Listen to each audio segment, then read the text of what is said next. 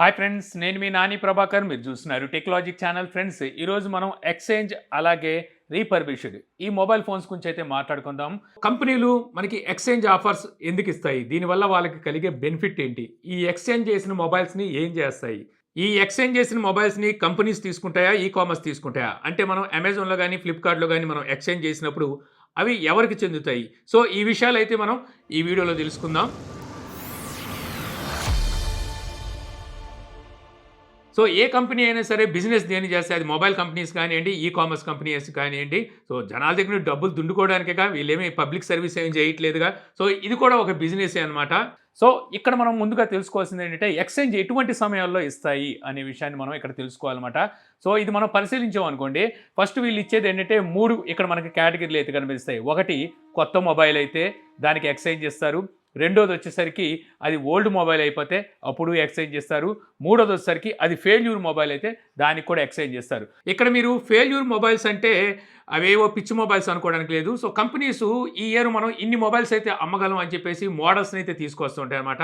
So ఆ మోడల్స్లో వాళ్ళు అనుకున్న స్థాయిలో వీళ్ళు సేల్ చేయలేకపోయారంటే సో వాటిని ఫెయిల్యూర్ కింద అయితే అనుకోవచ్చు. అలాగే మార్కెట్లో ఆ మొబైల్ మోడల్స్ అనేవి జనాలు ఎక్కువగా వాడట్లేదంటే అది కూడా ఫెయిల్యూరే అని చెప్పాలన్నమాట. ఇటువంటి మొబైల్స్ని ఫెయిల్యూర్ మొబైల్స్ అంటారు. సో కొత్త మొబైల్స్ అన్నిటికీ మనకి ఎక్స్చేంజ్ ఉంటుంది అంటే అన్ని మొబైల్స్ ఉండదు. మీరు సరిగ్గా గమనించారంటే ఫ్లాగ్షిప్ అలాగే ప్రీమియం మిడ్ రేంజ్ మొబైల్స్లో మాత్రమే మీకు ఈ ఎక్స్చేంజ్ అయితే చూడడానికి ఉంటుందన్నమాట. ఎందుకంటే ఈ రేంజ్ మొబైల్స్ వీళ్ళు స్టార్టింగ్ తీసుకురావడమే ప్రైస్ ఎక్కువలో తీసుకొస్తారు కాబట్టి ఈ ఎక్స్చేంజ్ ఆఫర్తో జనాల్ని ఆకట్టుకొని వీళ్ళ దగ్గర ఉన్న మొబైల్ ఫోన్స్ని క్యాష్ అయితే చేసుకుంటారన్నమాట. ఏం తక్కువ ప్రైస్లో ఏం తీసుకురావట్లేదు కాదు, వీటికి మాత్రం ముందుగా ఎక్స్చేంజ్ అయితే ప్రకటిస్తాయి. ఎప్పుడైనా చూడండి, మీరు బాగా సక్సెస్ అయిన మొబైల్కి ఎప్పుడు ఎక్స్చేంజ్ అయితే ఉండదన్నమాట. అఫ్కోర్స్ ఉంటుంది, ఎప్పుడంటే అది 6-7 నెలల తర్వాత అది ఫ్రీగా దొరుకుతున్నప్పుడు, లేకపోతే ఇంకా ఇయర్ దాటిపోతున్నప్పుడు, అది ఓల్డ్ అయిపోతుంది అన్నప్పుడు ఆ టైంలో అయితే ఎక్స్చేంజ్ ఉంటుంది. లేదంటే మనకి ఏదైనా పండగ ఆఫర్లు అని చెప్పేసి ఆ టైంలో ఎక్స్చేంజ్ తీసుకొస్తారు తప్పితే బాగా సక్సెస్ అయిన మోడల్స్కి మనకు అప్పటికప్పుడు అయితే ఎక్స్చేంజ్ దొరకవు. ఎక్కువగా మీరు ఎక్స్చేంజ్లో చూసుకుంటే శాంసంగ్ మొబైల్స్ అయితే కనిపిస్తూ ఉంటాయి అనమాట. శాంసంగ్ ఫ్లాగ్షిప్ మొబైల్స్లోను అలాగే ప్రీమియం అంటే మిడ్ రేంజ్ మొబైల్స్లో మీరు ఈ ఎక్స్చేంజ్ అయితే చూస్తారు. ఎందుకంటే శాంసంగ్ తీసుకురావడమే ప్రైజెస్ ఎక్కువలో తీసుకొస్తుంది కాబట్టి ఆ రేంజ్ మొబైల్స్. సో వాటిలో అయితే మనకి ఎక్స్చేంజ్ ఎక్కువగా కనిపిస్తుంది. ఇంకా ఫెయిల్యూర్ మొబైల్స్కి ఎప్పటికప్పుడు ఎక్స్చేంజ్ అయితే కనిపిస్తూ ఉంటాయి. ఇంకా ఇయర్ దాటిన తర్వాత మనకి అంటే లాస్ట్ ఇయర్ మొబైల్స్ అనుకోండి, సో అవి ఎప్పటికీ మనకి ఎక్స్చేంజ్లో అయితే అలాగే కనిపిస్తూనే ఉంటాయి. ఇక ఈ ఎక్స్చేంజ్ తీసుకురావడం వల్ల బెనిఫిట్స్ ఏమిటి కంపెనీల కంటే? ఇప్పుడు నేను చెప్పాను కదా, ఒకటి ఫస్ట్ తీసుకురావడమే మొబైల్ ప్రైస్ ఎక్కువతో తీసుకొస్తారు కాబట్టి ఎక్స్చేంజ్లో మనం ఏదైనా మొబైల్ రీప్లేస్ చేసేటప్పుడు ఆ టైంలో దీని వాల్యూ అనేది చాలా తక్కువ కడతారనమాట. ఎంత తక్కువ ప్రైస్ కడతారంటే మనకు కొత్త మొబైల్తో కంపేర్ చేస్తే 10-20% ప్రైస్ కడతారనమాట. అంటే ₹1,00,000 మొబైల్ మీకు 10,000 ఇవ్వచ్చు, 20,000 ఇవ్వచ్చు. మీ అదృష్టం బాగా బాగుందనుకోండి, సో దానికి ఒక 30,000 రావచ్చు. సో అంత తక్కువ అనమాట. మీకు 30% రావడం అనేది చాలా అంటే చాలా తక్కువ. మ్యాక్సిమం మీకు 10-20% దగ్గరే ఇది చక్కర్లు అయితే కొడుతూ ఉంటాయి ప్రైజెస్ వచ్చేసరికి ఎక్స్చేంజ్లో పాత మొబైల్కి. ఎక్కడో దాకెందుకు, నా దగ్గర iPhone 11 Pro Max అయితే ఉంది. ఇంతకుముందే ఈ వీడియో చేయకముందే అసలు దీనికి ఎంత ప్రైస్ వస్తుందని చెప్పేసి నేను ఆన్లైన్లో అమెజాన్లో ఫ్లిప్కార్ట్లో అనుకుంటా. సో నేనైతే ఒకసారి టెస్ట్ చేశాను. అక్కడ కూడా నేను iPhone 11 Pro Maxే సెలెక్ట్ చేశా. 99,000 అయితే ఉంది. సో దీన్ని ఎక్స్చేంజ్లో పెట్టాను. సో దీనికి ఎటువంటి డ్యామేజ్ ఏం లేదు. కొత్త పీస్ కొన్నప్పుడు ఎలా ఉందో అలాగే ఉంది. బాక్స్ కూడా అన్నీ అలాగే ఉన్నాయి. సో నేను అలాగే పెట్టాను అనమాట.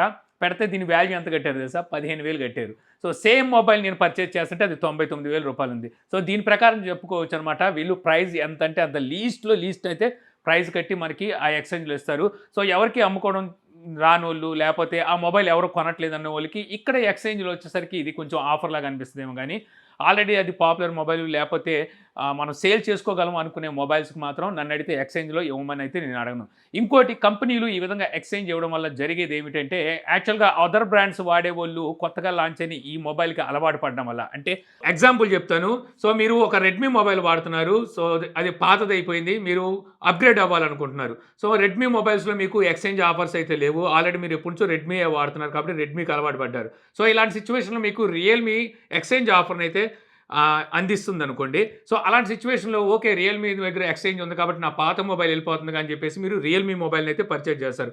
సో, ఖచ్చితంగా ఒక మొబైల్ మీరు పర్చేజ్ చేస్తే 6 నుంచి సంవత్సరం వరకు ఖచ్చితంగా వాడతారు కాబట్టి ఈలోపు ఆ బ్రాండ్‌కి, ఆ బ్రాండ్ యూఐకి మీరు అలవాటు పడతారనమాట. నెక్స్ట్ టైమ్ కూడా మీరు ఇంకో మొబైల్ పర్చేజ్ చేయాలి అనుకుంటే సో, ఇంతకుముందు రెడ్మీ వాడినోళ్ళు ఇప్పుడు రియల్‌మీ వాడుతున్నారు కదా! మళ్ళీ రియల్‌మీ వైపే చూస్తారనమాట. సో, ఈ విధంగా జనాల్ని ఆకట్టుకోవడం కోసం కూడా ఈ ఎక్స్‌చేంజ్ ఆఫర్‌లయితే బాగా ఉపయోగపడతాయి కంపెనీలకి. ఇది ఎక్స్‌చేంజ్ వెనకాలున్న పెద్ద రహస్యం. రహస్యం ఏం లేనిదే మామూలుగా బిజినెస్ టెక్నిక్ అనమాట. ఇక ఈ ఎక్స్‌చేంజ్ వాల్యూ వీళ్ళు ఎలా కడతారు అంటే, ఇది మనకి డిపెండ్ అయ్యి ఉంటుందనమాట. ఇయర్ ఏంటి, అలాగే మొబైల్ కండిషన్ ఏంటి అనే దాని మీద అయితే డిపెండ్ అయ్యి ఉంటది. యాక్చువల్‌గా మనం ఎక్స్‌చేంజ్ చేసేటప్పుడు ఎప్పుడైతే అక్కడ ఐఎంఐ నంబర్‌ని ఎంటర్ చేస్తామో, ఐఎంఐ నంబర్ ఎలాగో అడుగుతారుగా, ఐఎంఐ నంబర్ ఎంటర్ చేయగానే ఆ మొబైల్ మోడలు, ఇయరు మొత్తం అంతా అక్కడికైతే వాళ్ళకి తెలిసిపోతుందనమాట. తర్వాత వాళ్ళకి తెలియాల్సిందేంటే మొబైల్ కండిషన్ ఏంటి, స్క్రాచెస్ ఉన్నాయా, ఏమైనా ప్రాబ్లమ్స్ ఉన్నాయా, సో ఇవన్నీ అయితే తెలియాల్సి ఉంటుంది. వీటిని బేస్ చేసుకొని వీళ్ళు ఇక్కడ ప్రైస్‌నైతే డిసైడ్ చేస్తారు. సపోజ్ కండిషన్స్ అంతా బాగానే ఉంది అనుకుంటే అక్కడ మీకు 10-20% వరకు వీళ్ళు వాల్యూ కడతారనమాట. అలా కాకుండా స్క్రాచెస్ ఉన్నాయి, స్క్రీన్ బ్రేక్ అయింది ఇలాంటివి అనుకుంటే అక్కడ మీకు 2-5% అంతకు మించి అయితే ఏమి రాదని చెప్పొచ్చు. అలా వాల్యూ అయితే వీళ్ళు కడతారు. ఇక వీటిని వీళ్ళు ఏం చేస్తారు తీసుకెళ్ళి, ఇది కంపెనీలు తీసుకుంటాయా? లేకపోతే ఈ కామర్స్ తీసుకుంటాయా? యాక్చువల్‌గా ఇక్కడొచ్చేసరికి ఇద్దరికీ బెనిఫిట్ ఉంటుందని చెప్పొచ్చు. కంపెనీలు కొత్త మొబైల్స్ అమ్ముకుంటాయి. ఈ కామర్స్ ఏం చేస్తాయి, ఎక్స్‌చేంజ్ చేసి ఈ మొబైల్స్‌ని అయితే వాళ్ళు తీసుకుంటారు. తక్కువలో తక్కువ మనకి ప్రైస్ కట్టే వాటిని తీసుకుంటారు. ఉత్తినే ఏమి తీసుకోరు వాళ్ళేమి. సో, తీసుకున్న తర్వాత వీటిని ఏం చేస్తాయంటే ఈ కామర్సు సో, వీటిని రీపర్బిష్ చేస్తాయి. అంటే వీటిని మళ్ళీ సపోజ్ స్క్రీన్ బ్రేక్ అయిందనుకోండి, స్క్రీన్ పైన గార్డ్ గాని బ్రేక్ అయితే అది కొత్తది ఏసేస్తాయి. బ్యాక్ సైడ్ ప్యానెల్ గాని ఇవన్నీ స్క్రాచెస్ పడి ఉంటే వాటిని కొత్తగా ఏస్తాయి. అలాగే వీటికి చార్జర్ లేకపోతే ఒక చార్జర్‌ని, ఒక బాక్స్‌ని ఇలా అటాచ్ చేసి ఈ విధంగా పాత మొబైల్స్‌ని బాగు చేసి ఒక కొత్త మొబైల్ లాగా మార్చి అమ్మే వాటినే రీపర్బిష్డ్ మొబైల్స్ అంటారు. ఈ విధంగా రీపర్బిష్డ్ చేసిన మొబైల్‌ని క్వాలిటీ చెకప్ చేసి ఆ తర్వాత సేలర్ వారంటీని జోడించి అంటే 3 మంత్స్ ఉండొచ్చు, 1 మంత్ ఉండొచ్చు. సో, ఎంత ఇస్తారో చెప్పలేము. సో, సేలర్ వారంటీనైతే ఇక్కడ వీళ్ళు జోడిస్తారు. ఇది కాకుండా మీకు 7 డేస్ రిటర్న్ బేసిస్ మీద సేల్ అయితే చేస్తారు. అమెజాన్‌లో మనకి రీన్యూడ్ అని చెప్పేసి అమ్మేస్తుంటారనమాట. మీరు గమనిస్తే మీకు చాలా మొబైల్స్ లేకపోతే చాలా యాక్సెసరీస్ అండ్ గ్యాడ్జెట్స్ అయితే మీకు అక్కడ కనిపిస్తూనే ఉంటాయి. అలాగే ఫ్లిప్‌కార్ట్ గనుక చూస్తే ఇంతకుముందు టూ గుడ్ అని చెప్పేసి వీళ్ళకి ఒక వెబ్‌సైట్ అయితే ఉండేది. ఆ వెబ్‌సైట్ ద్వారా అమ్మేసేవి. అది కాకుండా మీకు మళ్ళీ ఫ్లిప్‌కార్ట్‌లో కూడా మీకు రీపర్బిష్డ్ అని చెప్పేసి కూడా వీళ్ళు అమ్ముతూ ఉంటారు. అక్కడ మీరు చూస్తే ఫ్లిప్‌కార్ట్ మీకు బ్లూ కలర్‌లో కనపడదు, రెడ్ కలర్‌లో కనిపిస్తదనమాట. సో, అదే మీకు గుర్తు అని చెప్పొచ్చు. సో, ఇలాగ ఎక్స్‌చేంజ్ చేసిన మొబైల్స్‌ని కంపెనీస్ అయితే వాళ్ళు మాత్రం ఏం చేసుకుంటారు, సో ఆల్మోస్ట్ చాలా వరకు ఈ కామర్సే తీసేసుకొని అంటే అమెజాన్ అండ్ ఫ్లిప్‌కార్ట్ లాంటి వాళ్ళు తీసేసుకొని వాటిని మళ్ళీ రీపర్బిష్ చేసి సో మళ్ళీ అమ్మేస్తూ ఉంటారు. ఇక ఇక్కడ మీకు తెలియాల్సిన మరో విషయం కూడా ఉంది. అన్ని మొబైల్స్‌ని ఈ విధంగా అయితే వీళ్ళు చేయరన్నమాట. అంటే ఎక్స్‌చేంజ్‌లో వచ్చిన అన్ని మొబైల్స్‌ని వీళ్ళు రీపర్బిష్డ్ చేసి అమ్మరు. ఇక్కడ వీళ్ళు ఏదే మొబైల్‌కైతే ప్రాఫిట్ వస్తది అనుకుంటారో, ఈ మొబైల్ మార్కెట్‌లో అమ్మగలం అనుకుంటారో, ఆ మొబైల్స్‌కి మాత్రమే వీళ్ళేంటంటే రిపేర్లు ఏమైనా ఉంటే చేసి, కొత్తగా ప్యాక్ చేసి, రీపర్బిష్డ్ పేరు మీద అయితే అమ్మేస్తుంటారు. మరి మిగిలిన మొబైల్ ఏం చేస్తారు అంటే, ఈ మిగిలిన మొబైల్స్‌ని వీళ్ళు రీసేలర్స్ ఉంటారు. సో, వాళ్ళకి గుట్టగా అయితే అమ్మేస్తుంటారనమాట. వాళ్ళేం చేస్తారంటే, మళ్ళీ వాళ్ళు కూడా రీపర్బిష్ చేసి వాళ్ళు అమ్ముతారు. లేదంటే కొన్ని వాటి స్పేర్ పార్ట్స్‌ని విడిగా అయితే అమ్మేసుకుంటుంటారు. కొన్నొచ్చేసరికి అలాగే మనకి ఏ బాక్సు, చార్జర్ ఏమి లేకుండానే అమ్మేస్తూ ఉంటారనమాట. ఈ విధంగా కూడా మనకి సెకండ్ హ్యాండ్ మొబైల్స్‌లోకి ఇవైతే మెల్లగా వెళ్ళిపోతూ ఉంటాయి. ఇక అమ్మేసిన ఈ మొబైల్స్‌ని గానీ, ఈ గ్యాడ్జెట్స్‌ని గానీ మనం కొనొచ్చా? సో, ఇది చెప్పలేమనమాట. ఎటూ చెప్పలేని క్వెషన్ అని చెప్పొచ్చు. కొనొచ్చా? లేదా? అనేది. యాక్చువల్‌గా మనం ఇక్కడ కొనేటప్పుడు ఒకటి చూసుకోవాలి. సో, మన కొత్త మొబైల్‌కి, పాత మొబైల్‌కి ఎంత డిఫరెన్స్ వస్తుందని చూడాలి. సో, వీళ్ళు మన దగ్గర కొనేటప్పుడు మాత్రం అల్లం ముక్క చేతిలో పెట్టేసి కొనేస్తారు. అమ్మేటప్పుడు మాత్రం అది ఒక బెల్లం ముక్కలాగా అమ్ముతూ ఉంటారనమాట. పోలిక సూట్ అవ్వలేదు కదా! అయితే మనకు అర్థమయ్యేలాగా చెప్పుకుందాము. అయితే మొబైల్ ప్రైసు రూ. 1,00,000 ఉందనుకోండి. ఈ రూ. 1,00,000 మొబైల్‌ని వాళ్ళు మన దగ్గర కొనేటప్పుడు మాత్రం 10,000, 20,000 కొంటారు. ఇదే మొబైల్‌ని వీళ్ళు రీసేల్ చేసేటప్పుడు అంటే రీపర్బిష్డ్ పేరు మీద రీసేల్ చేసేటప్పుడు 50,000-80,000 మధ్యలో అయితే అమ్ముతారు. తక్కువ ప్రాఫిట్‌కి అయితే వీళ్ళు అసలు అమ్మరు. కాయ మిగిలిపోవాల్సిందే.